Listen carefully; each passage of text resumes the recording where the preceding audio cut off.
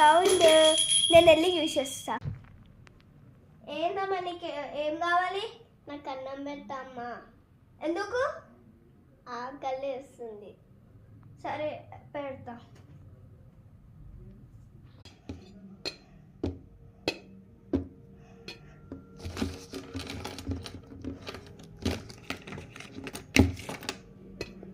Okay, ఇప్పుడు ఇక మంచి అన్నం తీసుకొని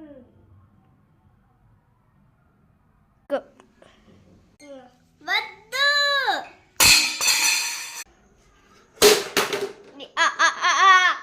ఎవరికి పడితే వాళ్ళకి అన్నం పెట్టొద్దు.